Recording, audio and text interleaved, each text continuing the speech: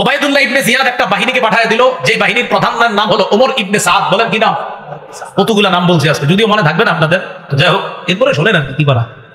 এই ওমর ইবনে সাদের নেতৃত্বে একটা বাহিনী পাঠিয়ে দিয়েছে হযরত হুসাইনের গতি রোধ রক্ষা করতে। মনে রাখবেন, হুসাইন রাদিয়াল্লাহু তাআলা কিন্তু জিহাদের উদ্দেশ্যে কখনোই যায় নাই সেদিকে। জিহাদের উদ্দেশ্যে যায় না, এর প্রমাণ উনি শিশু নারীদেরকে নিয়ে গেছে, আর শিশু নারীদেরকে মুসলমান কখনো জিহাদে নেয় না, উনি গেছে এমনি। যাওয়ার পর ওমর ইবনে সাদের সাথে হযরত হুসাইনের সাক্ষাৎ করার পর হযরত হুসাইন বুঝতে পারছে যে ইয়াজিদের খেলাফত প্রতিষ্ঠিত হয়ে গেছে। হুসাইন সরাসরি বললেন, ঠিক আছে আমাকে ইয়াজিদের কাছে যাইতে দাও। সুন্দর প্রস্তাব।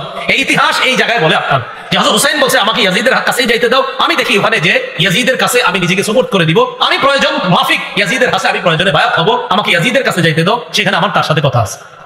ওবায়দুল্লাহ ইবনে জিয়াদ যে কুফার গভর্নর, সে কি করলো? ওমর ইবনে সাদকে বলল হুসাইনকে যে কোনো মূল্যে গ্রেফতার করো। একটু তেরা টাইপের লোক।